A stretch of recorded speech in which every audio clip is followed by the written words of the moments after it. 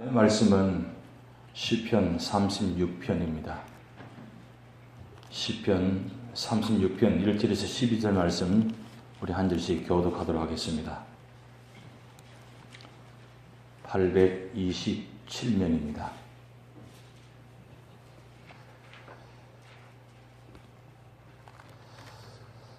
악인의 죄가 그의 마음속으로 이르기를 그의 눈에는 하나님을 두려워하는 빛이 없다 하니 그가 스스로 자랑하기를 자기의 죄는 드러나지 아니하고 미워함을 받지도 아니하리라 하미로다.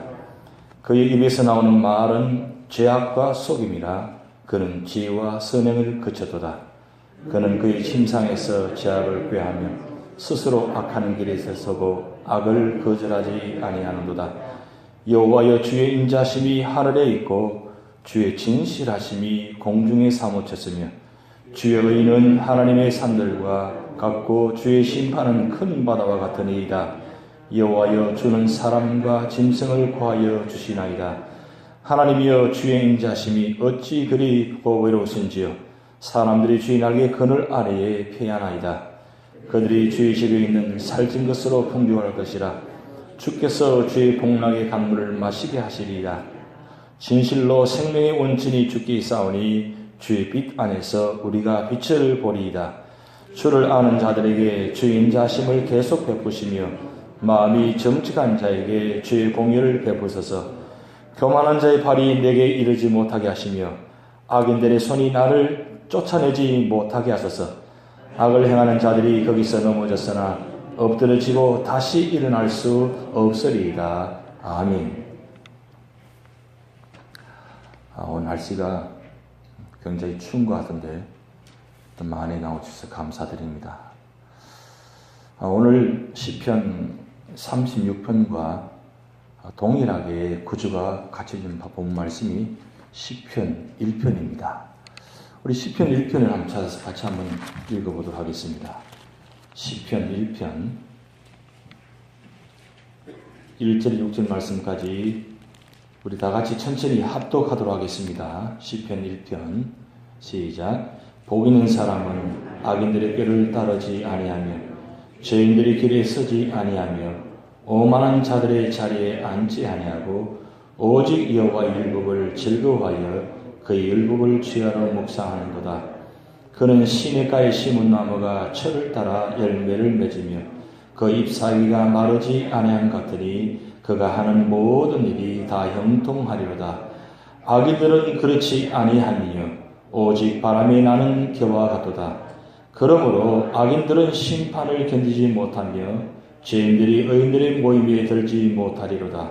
무릇 의인들의 길은 여호와께서 인정하시나 악인들의 길은 망하리로다. 아멘. 여러분 성경을 자세히 읽어보시면 구약성경부터 신약성 이르기까지 전체 두 가지 길을 보여주고 있습니다. 그 길은 의인의 길과 악인의 길입니다. 의인의 길을 걸어가는 사람과 악인의 길을 걸어가는 사람 결과가 항상 분명하게 나와 있습니다. 우리가 성경을 볼 때에 그 두 길을 자세히 보시는 게 중요합니다. 에덴 동산에 생명나무가 있고 선악을 알게 하는 나무가 있습니다. 이 두 나무의 모습이 오늘까지도 현존하며 그 나무의 모습을 갖고 있습니다. 생명나무의 열매를 먹으면 의인의 길로 가서 결국 축복으로 영원한 소망을 갖고 끝나지만 이제 선악을 알게 하는 나무를 잘못 먹게 되면 건드리게 되면 분명히 멸망의 길로 악인의 길로 갈 수밖에 없는 상황입니다. 그래서 우리 삶의 자리가 어떠한 자리든 간에 이 두 길을 우리가 분명히 보셔야 되고 또 우리가 기왕이면 악인의 길을 걸어가기보다는 의인의 길로 믿음의 길로 걸어가는 게 중요합니다. 왜냐하면 하나님께서 기뻐하시는 길이기 때문입니다.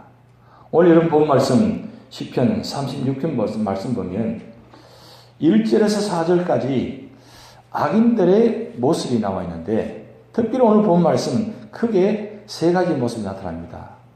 1절부터 4절까지, 그 다음 5절부터 9절까지, 그리고 10절에서 12절 말씀 이렇게 세 부분 나눠지는데 1절에서 4절까지는 악인들의 모습이 나타나고 5절부터 9절까지는 의인들의 모습이 나타나게 되고 그럼 마지막 10절에서 12절까지는 어떻게 결과가 나타나는지 그 말씀을 기록해 놓았습니다. 그러면 세 가지를 나눠 본다면 삶의 동기와 삶의 방법과 삶의 결과가 세 가지로 구분되어지는데, 자, 악인들의 삶의 동기와 의인들의 삶의 동기 차이점이 있습니다. 악인들의 삶의 동기의 시작은 항상 무신론적인 인생관입니다. 하나님 없이 살아갑니다. 그래서 오늘 본 말씀 보면 악인의 죄가 그의 마음속에 이르기를 그의 눈에는 하나님을 두려워하는 빛이 없다 하니 그랬어요. 첫째 모습입니다. 악인들은 하나님을 전혀 두려워하는 모습이 없습니다. 두려워하지 않다 보니까 2절, 3절, 4절에 보면 그 모습이 어떻게 나타납니다. 2절 보면 그가 스스로 자랑하기를 자기의 죄악은 드러나지 아니하고 미워함을 받지도 아니하리라 그랬어요. 아무리 죄를 지어도 드러나지 않는다고 생각합니다. 보여지지 않는다고 생각합니다. 굉장히 착각이죠. 다 그 죄악의 모습을 알고 있는데 자기 스스로 짓는 죄가 아무리 악하다 할지라도 스스로 생각하기는 죄를 죄로 여기지 않습니다. 죄를 죄로 여기지 않다 보니까 세상 속에 살면서 아무리 악한 일을 하더라도 악하다고 생각하지 않습니다. 자기 합리화식입니다. 그래서 여러분들 보시면 주변에 악인들의 모습 보면 정말 상상을 초월합니다. 어떻게 사람이 저럴 수가 있을까? 어떻게 저렇게 할 수 있을 것까지 내가 생각하기엔 도무지 생각조차 할 수 없는 일인데 악인들은 그것을 당연하게 생각합니다. 그리고 그 당연한 죄를 여기지 않습니다. 분명히 온천하에 세상에 다 드러나는데 죄를 여기지 않습니다. 최근에 한국 뉴스에 보면 그런 뉴스가 나왔습니다. 자기 친딸을 이 아빠가 얼마나 모질게 대하는지 밥도 주지 않고 정말 사랑스러운 딸입니다. 그런데 그 아빠가 다른 여자와 함께 살면서 강아지는 정말 상상도 못할 정도로 그렇게 품에 안고 딸에게 주지 않더라도 강아지 먹일 것은 사서 먹이는, 그래서 결국은 이 사람 딸이 집에 도저히 견딜 수 없어가지고 도망 나와가지고 다니다가 CCTV에 걸려가지고 찍혀가지고 주변 사람들 보고 신고해가지고 결국 지금 그게 아주 한국 사회에 굉장히 이슈가 되고 결국은 그 두 사람은 감옥에 들어가게 되고 이 사랑하는 딸은 너무 정신이 충격을 받아가지고 지금 보호원에 갇혀 있습니다. 지금 보호를 받고 있는데 많이 조금씩 회복되고 있다고 합니다. 그런데 그가 인터뷰를 하는데 딸에 대해서 그렇게 한 것에 대해서 좀 양심에 죄책이 없냐고 하니까 딸에 대해서 죄책감이 없는 거예요. 그렇게 했음에 불구하고. 그게 악인의 모습입니다. 어떻게 자기가 낳은 딸을 어떻게 그럴 수가 있습니까? 여러분 상상이 안 가잖아요. 조금만 떨어져 있어도 걱정이 되고 걱정이 되고 잘 지내는지 잘 먹고 있는지 얼마나 걱정이 됩니까? 특히 아들은 몰라도 딸 같으면 집에서 데리고 싶은 그 마음 있잖아요. 그저께 우리 한 집사님 만났는데 사랑하는 딸이 집에 나간다고 하니까 화가 나가지고 그래서 딸하고 딜을 했다는 거예요. 몇 년간만 같이 있자고. 내가 다 해줄 테니까 몇 년간만 같이 있자고. 왜? 딸이 나가려고 하니까 불어나거든요. 세상이 너무 험악하니까 이 사랑하는 딸이 나가면 어떻게 될지 모르니까 염려가 돼가지고, 그런데 딸은 그 부모 마음 잘 모르잖아요. 저 맨하탄에 가면 좋아 보이니까 가고 싶은 거예요. 그런데 아빠의 마음은 그렇지 않는 거예요. 그게 부모의 마음이에요. 그런데 그 사랑하는 딸을 그렇게까지 했음에도 불구하고 자기 잘못한 것을 조금도 뉘우치지 않고 당당하게 인터뷰하는 모습 보면서 정말 사람이 참 무섭구나. 그래서 세상에서 가장 무서운 것은 동물이 아니고 사람이라고 그랬잖아요. 사람이 그렇게 될 수가 있다는 겁니다. 왜냐하면 이 죄성을 갖고 있기 때문입니다. 죄악을 갖고 있기 때문입니다. 여러분 로마서 1장 한번 찾아보시겠습니다. 로마서 1장. 로마서는 신약 성경입니다. 로마서 1장 28절에서 32절까지 같이 한번 읽어보시겠습니다. 로마서 1장 28절에서 32절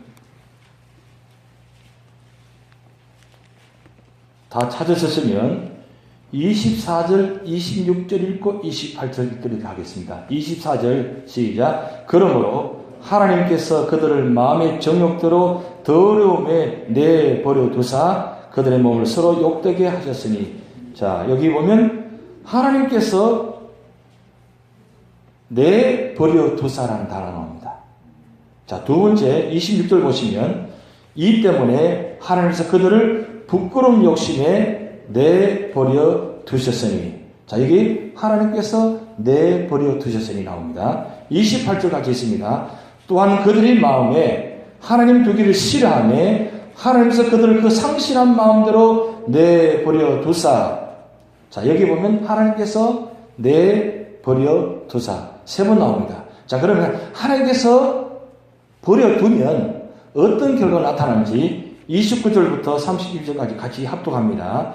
곧 모든 불의, 추악, 탐욕, 악의가 가득한 자요, 시기, 살인, 분쟁, 사기, 악독이 가득한 자요, 수근수근한 자요, 비방하는 자요, 하나님께서 미워하시는 자요, 능욕하는 자요, 교만한 자요, 자랑하는 자요, 악을 도모하는 자요, 부모를 거역하는 자요, 우매한 자요, 배약하는 자요, 무정한 자요, 무자비한 자라. 그들이 이 같은 일을 행하는 자는 사형에 해당한다고 하나님께서 정하심을 알고도 자기들만 행할 뿐 아니라 또한 그런 일을 행하는 자들을 옳다 하느니라. 여기 보면 옳다 하느니라. 여러분 여기 몇 가지가 나온지 아십니까? 22가지입니다. 근데 그 모든 일을 하나님께서 버려두시면, 하나님 없이 살아가면 어떻게 되느냐? 이 모든 일들을 당연하게 이런 일을 하면 사형당한다고 하나님께서 그렇게 정했는데 그것을 알고 있음에도 불구하고 그것을 하는 것을 옳다, 잘한다, 그렇게 생각한다는 거예요. 죄가 그만큼 무서운 거예요. 죄를 지었음에도 불구하고 죄를 죄로 여기지 않는다고 오늘 시편 36편에 분명히 기록해 놓았습니다. 어떻게 사람이 그럴 수 있냐? 하나님과 관심 없이, 관계없이 살아가면 그리 될 수 있습니다. 그러면 세상 사람들만 그러냐고요? 아닙니다. 오늘 우리 믿음의 사람들도 하나님 말씀 떠나있고 하나님 없이 살아가면 우리도 비록 구원받아 할지라도 우리도 그럴 수 있다는 겁니다. 여러분 보셨잖아요. 사람이 20년, 30년 같이 있었는데 생각도 못한 모습이 드러나요. 저분은 저런 모습이 아니었는데, 저런 사람이 아니었는데 보니까 너무 놀라서 기가 막혀. 말이 나오질 않아요. 왜 그런 줄 아십니까? 사람 속에 죄성을 갖고 있기 때문입니다. 그래서 사도 바울은 자기 속에 있는 이 죄성을 보고 스스로 말하기를 자기는 죄인 중에 괴수라고 했어요. 사도 바울이 어떻게 죄인 중에 괴수예요? 복음을 전하기 위해서 몸을 다 던지고 죽음을 청하고 그렇게 다니는 믿음의 사람인데 어떻게 자기 입술로 나는 죄인 중에 괴수라고 이야기할 수 있어요? 스스로 그러다 보니까 자기도 모르게 불쑥불쑥 일어나는 나도 모르게 갑작스럽게 나타나는 그 좋지 못한 죄성들을 보고 바라보면서 통탄하는 거죠. 내 속에 두 자아가 있어서 나는 날마다 죽노라 그랬어요. 날마다 나는 죽노라 그랬어요. 내가 죽지 않으면 다른 사람이 죽어요. 내가 죽어야 되는데 내가 죽지 않고 살아있으니까 살아있었는 말이야. 그 죄성 때문에 다른 사람이 죽어가고 있잖아요. 그게 오늘날 그런 모습입니다. 오늘 시편 36편 다시 돌아가세요. 보시면 2절 말씀에 이렇게 나타납니다. 그가 스스로 자랑하기를 죄악은 드러나지 아니하고 미워함을 받지도 아니하리라 그랬어요. 정말 착각이죠. 죄를 지어서 당연히 미움받아야 되는데 당연히 고발을 당해야 되는데 송사를 당해야 되는데 그건 스스로 자기가 생각하기를 나는 절대로 미워하는 것이 아니라 미움도 받지도 않고 당연하게 생각한다. 그리고 3절 말씀 보면 그의 입에서 나오는 말은 죄악과 속임이라 그는 지혜와 선행을 거쳤도다. 그는 그의 침상에서 죄악을 꾀하며 스스로 악한 길에 서고 악을 거절하지 아니한도다. 이게 4절 말씀 보면 그의 침상에서 죄악을 꾀하며 이 뜻은 오늘 들여다보면 잠을 자면서도 악인은 악한 마음을 생각하고 있다. 꿈을 꾸는 것도 그냥 좋은 꿈이 아니라 악한 꿈을 꾼다는 것. 이 꿈은 무의식 세계입니다. 이 무의식 세계인데 무의식 세계 속에서도 악인은 악한 생각하고 악한 행동을 하고 실제로 사람을 죽이기까지 한다는 거예요. 그리고 거기서 기뻐 뛴다는 거예요. 박수 친다는 거예요. 무섭죠? 사람이 그렇게 될 수 있다는 겁니다. 그것이 바로 악인의 길을 걸어가는 사람의 모습입니다. 전혀 나하고는 상관없는 이야기인 것 같죠? 표정이 굉장히 심각하신데 나하고 전혀 이 정도는 사실 우리가 아니지 않습니까? 그런데 살인자와 그리고 거짓말하는 자와 차이점은 굉장히 클 것 같죠? 보통 일반적인 사람은 살인하지 않습니다. 그냥 고발하고 비난하고 비판하고 그 정도로 끝나죠. 살인자는 어떻습니까? 무기를 가지고 사람 죽이잖아요. 그런데 문제는 살인자나 비판하는 자나 사실 악이 품은 것은 똑같다는 겁니다. 출발이. 단지 결과론적으로 나타날 것 뿐이지 내가 마음속으로 생각하고 그리고 나타나서 사람을 죽인 것 이게 나타난 결과론적으로 나타난 것 뿐이지 실질적으로 마음속에 악에 품은 것은 똑같다는 겁니다. 그래서 우리가 악인의 길을 걸어가지 아니하려면 어떻게 해야 되느냐? 이게 중요한 것입니다. 1절부터 4절까지는 악인의 걸어가는 모습을 지금 말씀 나누고 있습니다. 5절부터 9절까지는 의인의 길을 걸어가는 사람이 어떤 사람인지 그것을 동기적으로 이야기한다면 악인은 하나님 없이 인생을 살아가지만 의인은 하나님 중심으로 인생관을 살아갑니다. 언제나 출발 과정 끝나면 다 모든 게 다 하나님부터 시작해서 하나님으로 진행되고 하나님 끝납니다. 이게 바로 악인과 의인의 차이입니다. 자, 5절 말씀 보면 이렇게 나타납니다. 여호와여 주의 인자심이 하나님에 있고 주의 진실하심이 공중에 사무쳤으며 주의 의는 하나님의 산들과 같고 주의 심판은 큰 바다와 같으니이다. 여호와 주는 사람과 짐승을 구하여 주시나이다. 7절 말씀 하나님의 주의 인자심이 어찌 그리 보배로우신지요 사람들이 주의 날개 그늘 아래에 피하나이다. 8절 그들이 주의 집이 살찐 것으로 풍족할 것이라 주께서 주의 복락의 강물을 마시게 하시리이다. 여기 5절부터 8절까지는 하나님의 성품에 대해서 기록해 놨습니다. 하나님이 어떤 분인가? 하나님은 여기 말씀처럼 인자하신 분이다. 그리고 진실하신 분이다. 그리고 의로우신 분이다. 그리고 공의로우신 분이다. 이 네 가지 이야기하고 있습니다. 근데 여기서 본 말씀에는 인자라는 단어를 계속 반복해 사용합니다. 인자는 히브리어로 헤세드라고 합니다. 이 헤세드는 우리가 쉽게 생각하면 사랑, 은혜입니다. 하나님께서 우리 인간들에게 이 은혜를 부어주시면 비록 우리 속에 내재되어 있는 악인의 모습이 있다 할지라도 이 은혜로 말미암아 품어지고 덮어지고 감추어져 버린다. 없어지지는 않습니다. 왜냐하면 우리 속에 살아있기 때문에. 이건 언제 없어지느냐? 우리가 구원받고 난 후에, 그리고 마지막 최종적인 완전한 구원, 주님 재림하셔서 우리가 영육간의 완전한 3차원적인 부활체의 모습으로 이제 들림받을 때, 그때가 완전하게 구원받은 모습이 됩니다. 그때 가야만 우리 완전한 재성이 다 없어지는 겁니다. 근데 그 전까지는 우리가 예수 믿고 구원받았지만, 믿음의 길을 걸어간다 하지만 우리 속에 자꾸 재성이 나타나는 모습이에요. 왜냐하면 이 원래 재성을 갖고 있기 때문입니다. 근데 이게 중요한 건 뭐냐면, 하나님께서 우리에게 은혜를 주셔서 비록 죄인이지만 재성을 갖고 있지만 그것을 다 덮어줘요. 다 덮어버려요. 그래서 오늘 여기 말씀 보면 7절 말씀에 주의 날개 그늘 아래에 피하리다. 주님의 그늘 아래, 날개 아래, 독수리가 날개를 크게 해서 새끼들을 품에 안는 것처럼 하나님께서 우리 모든 사람을 품에 안아주시면 이게 헤세드입니다. 하나님 임재의 사건 품어주시면 우리가 재성 모습이 드러나지 않고 나타나지 않고, 나타나는 모습은 하나님 은혜, 믿음의 모습이 나타난다.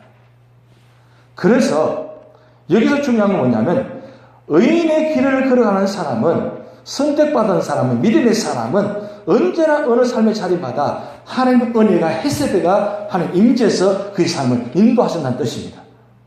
성경에서 이 헤세드의 가장 큰 은혜를 받는 민족이 이스라엘입니다. 이스라엘이 이 헤세드의 은혜 중에서 가장 큰 은혜는 뭐냐면, 애굽에 430년 살다가 출애굽해서 구원받는 그 사건을 가장 큰 헤세드라고 이야기합니다. 그리고 광야 40년 동안 구름기둥 불기둥으로 인도하면서 만나를 먹은 그 하나님 은혜의 헤세드, 그리고 거기서 끝나지 않고 요단강을 건너가시고 가나안 땅을, 약속의 땅을 정복하고 얻는 차지하는 그 하나님 헤세드의 은혜, 이스라엘 민족이 그 하나님 헤세드의 은혜를 받았습니다. 그런데 성경에서 가장 큰 헤세드는 뭐냐면, 이 땅에 하나님 당신 자신이 이 땅에 오셔서 십자가에 죽으시는 사건이 가장 큰 헤세드의 은혜입니다. 이건 온 인류를 구원한 사건입니다. 이 사건을 말미암아 온 인류가 헤세드의 은혜를 받은 거예요. 그래서 오늘 우리가 이 자리에 있는 것, 바로 헤세드의 은혜를 말미암아 우리가 이 자리에 구원받고, 그리고 비록 죄인의 길이지만, 죄인의 모습을 갖고 있지만, 죄성을 갖고 있지만 하나님 은혜로 덮어주셔가지고 거기다가 직분을 모습을 주셔서 성도라고 이름을 칭하고, 그리고 은혜의 자리에 세워주셔서 예배의 자리에 있게 하신 것, 그 자체가 바로 헤세드의 은혜입니다. 그래서 우리는 다 일반적으로 하나님의 은혜를 받고 있습니다. 받고 있으면 어떻게 해야 되느냐? 바로 보면 9절 말씀 같이 읽어보시겠습니다. 9절 말씀, 진실로 생명의 원천이 주께 있사오니 주의 빛 안에서 우리가 빛을 보리이다. 여기 보면 생명의 원천이 주께 있다는 말이 참 중요한 말씀입니다. 우리 삶의 모든 원천은 어디서 나오느냐? 바로 주님의 은혜로부터 나타나는 거예요. 그래서 주님의 은혜가 아니면 우리는 하루 살아갈 수 없는 그런 모습이 우리 삶의 모습입니다. 사도 바울이 그 마지막 결론적으로 한 이 고백이 있죠. 나의 나됨은 다 하나님의 은혜입니다. 우리 삶의 결론은 항상 있는 자리마다 다 하나님의 은혜입니다. 내 노력도, 내 일함도, 내 땀 흘림도 있었습니다. 그러나 그것보다 더 중요한 건 하나님의 은혜로 말미암아 내가 도저히 이 자리에 있을 수 없는 사람인데, 하나님의 은혜로 말미암아 독수리 날개 펴듯이 하나님께서 날개를 펴서 안아주셔서 품에 안아주셔서 여기까지 인도하셨다는 것. 내가 걸어온 것이 아니라, 내가 노력해서 온 것이 아니라 하나님의 은혜로 여기까지 왔다. 여러분, 신명기 민수기 말씀 보면 이스라엘 백성들이 광야 40년 동안 그 사막길을 걸어왔는데 발이 부르트지 않고 신발이 휘어지지 않았다고 했어요. 그 무슨 뜻이냐면, 하나님께서 그 기가 막힌 광야 사막길 가운데도 신발을 신고 하는 자체가 얼마나 힘듭니까? 사막길입니다. 하루를 걸어갈 수 없는 길입니다. 그 하루도 걸어갈 수 없는, 아니 10시간도 걸어갈 수 없는 길을 40년간이나 그렇게 다녔지만 모세가 고백하기를 발이 부르트지 않았다는 거예요. 어떻게 그럴 수가 있습니까? 그 뜻은 이 광야 기가 막힌 그 사막길 가운데도 하나님 은혜로 날개를 덮어주셔서 애국에서 가나안 땅으로 옮겨주시다는 거예요. 이 옮겨주시다는 것은 분명히 걸어가는 길입니다. 걸어갔습니다. 수많은 죽음도 있었습니다. 근데 무슨 뜻이냐면 은혜로 여기까지 왔다는 겁니다. 가나안 땅까지 왔다는 거예요. 만약에 하나님께서 은혜를 주시지 않았다면 하루도 살아갈 수 없는 것이 이스라엘 백성들이겠습니다. 매일같이 만나러 먹여주시고 구름기둥과 불기둥을 인도하셔서 갈 수 없는 길을 가게 하시고 올 수 없는 것을 오게 하시고 만날 수 없는 것을 만나게 하시고 그 사막 한가운데도 물을 주셔서 물을 먹음을 통해서 하나님 은혜를 깨닫게 하시고 체험케 하시고, 그래서 그 기가 막힌 상황 가운데도 하나님 은혜로 가나안 땅까지 인도하신 것, 이 모든 걸 생각해 보니까 자기들의 힘으로 온 것이 아니라 하나님 능력으로, 하나님 은혜로 가나안 땅까지 왔다는 것을 깨닫고 나니까 그 고백이 나오는 거예요. 우리 삶의 모습도 마찬가지입니다. 이민 오셔서 지금 살아오시는데 40년 오직 살아오시면서 얼마나 많은 어려움들이 많았습니까? 현재 여전히 어려움이 가운데 있습니다. 풀리지 않은 어려움들이 많이 있습니다. 가정적으로, 사업적으로, 자녀들 힘든 문제가 많습니다. 그런데 그것을 바라보면서 왜 고난을 고난으로 생각하지 않고 그 고난 가운데도 하나님 감사합니다라고 고백할 수 있습니까? 그 고난 가운데 주신 은혜가 고난 없을 때보다도 더 기가 막힌 은혜를 체험하거든요. 왜요? 하나님 어떤 분인가를 만났기 때문입니다. 오늘 다윗이 하나님이 어떤 분인가를 만났기에 그 악인의 길을 걸어가지 않고 의인의 길, 믿음의 길을 걸어갈 수 있었던 것은 하나님 만나서 하나님 안에서 살다 보니까, 하나님 앞에 있다 보니까 도저히 조금이라도 악한 생각, 악한 말을 할 수가 없는 겁니다. 왜냐? 하나님 보시고 계시니까. 그리고 악인의 길이 결과가 어떻게 되는 것을 철저히 보았기 때문입니다. 눈으로 목도했기 때문입니다. 우리는 살아오면서 수많은 악한 사람들이 마지막 결론을 우리는 보아왔습니다. 현재도 보고 있습니다. 그런데 말입니다. 그렇게 보고 있음에도 불구하고 나도 그렇게 하려고 나타나는 모습, 나도 모르게 그런 죄성의 모습이 있다는 걸 보면서 놀라지 않습니까? 아니 내가 그런 사람이 아니었는데 어느 순간에 갑자기 나도 모르게 내뱉은 말이 한마디가, 행동하는 모습이 내 스스로 생각하기에 너무 깜짝 놀라는 거예요. 왜? 난 그런 사람이 아닌데 나도 모르게 내 속에 죄성이 드러나니까 나도 그런 사람이 될 수밖에 없구나. 그래서 다른 사람을 비판할 수 없는 거예요. 비난할 수 없는 겁니다. 악인은 악하다고 이야기할 수 없는 거예요. 왜? 나도 그런 모습을 갖고 있으니까. 그 정도 깨달으면 정말 은혜입니다. 그런데 악인은 어떻습니까? 오늘 2절 말씀 나타났죠. 죄악은 드러나지 않고 미워하지 않는다고. 어떻게 그럴 수가 있습니까? 그게 죄악의 악인의 길의 모습입니다. 그러나 의인의 길을 가는 사람, 믿음의 길을 가는 사람, 은혜 받은 사람은 그렇게 말을 할 수가 없습니다. 생각할 수가 없습니다. 왜냐하면 결과를 알기 때문입니다. 결과는 무서운 것입니다. 하나님은 여기 인자란 말, 헤세드 속에 사랑이라는 말이 있습니다. 그 같이 공존하는 단어가 하나인데 그건 공의의 하나님, 심판하신 하나님. 이 분명히 기록되어 있습니다. 심판하신 하나님. 그런데 하나님께서 한 번 심판하시면 아무리 그때 가서 회개하고 용서를 구해도 하나님은 일체 외면하십니다. 무서울 정도로. 정말 무섭습니다. 정말 무섭습니다. 얼마나 하나님께서 이 공의가 높으신지 기쁘신지 넓으신지 정말 상상을 못할 정도로 무서울 정도로 공의로운 모습이 나타날 때가 있습니다. 그러나 끝까지 참으십니다. 하나님은 돌아올 때까지 기다리십니다. 기다리시다가 마지막 결정적인 카이로스 하나님의 시간대에 시간이 되면 그때 가서는 무서울 정도로 심판하신 하나님. 근데 중요한 것은 심판은 왜 있느냐? 심판은 의로운 믿음의 사람을 심판하려고 있는 것이 아니고 악인을 심판하려고 있다는 사실입니다. 그래서 심판하는 단어는 우리는 두려워할 필요가 없는 겁니다. 여러분 요한복음 보면 모든 사람은 마지막 심판하게 되는데 부활하게 되는데 믿음의 사람은 영생의 부활로 그런데 믿지 않은 사람은 심판의 부활로 부활시킨다 그랬어요. 결국 하나님께서 심판하십니다. 그런데 믿음의 사람은 심판이 아니라 영생의 부활로 영원한 존재로 다시 세움받게 하신다는 사실입니다. 그래서 오늘 시편 기자는 10절에서 12절까지 우리 같이 한번 읽어보시겠습니다. 주를 아는 자들에게 주의 인자심을 계속 베푸시며 마음이 정직한 자에게 주의 공의를 베푸셔서 교만한 자의 발이 내게 이르지 못하게 하시며 악인들의 손이 나를 쫓아내지 못하게 하소서. 악을 행하는 자들이 거기서 넘어졌으니 엎드러지고 다시 일어날 수 없으리이다.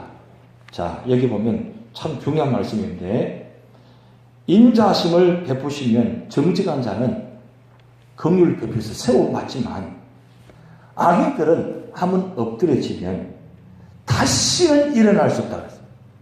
다시는 일어나지 못할 정도로 하나님이 심판하십니다. 이게 무서운 거예요.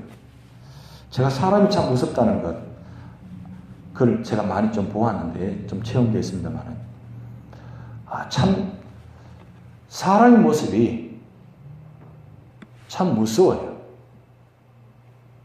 평상시에는 괜찮다가 어떤 결정적인 순간에 사람이 바뀌어져가는 모습 보면 아닌 척 하는데 그런 척 하는 모습이 참 무서운 거예요. 근데 그때 언제 나타나느냐? 가장 중요한 때에 악인의 모습 드러납니다. 평상시에는 잘 모릅니다. 잘 모르는데 결정적으로 이루어질 때에 그때 드러납니다. 그래서 예수께서 오셔서 처음에는 잘 모른다고 이야기하죠. 곡식과 가라지를 자세히 봐야만 기다려야만 안다고 그랬어요. 마지막 곡식은 자라면 익으면 머리를 숙입니다. 근데 가라지는 자라면 뻣뻣이 써 있습니다. 그것을 보고 저게 가라지구나.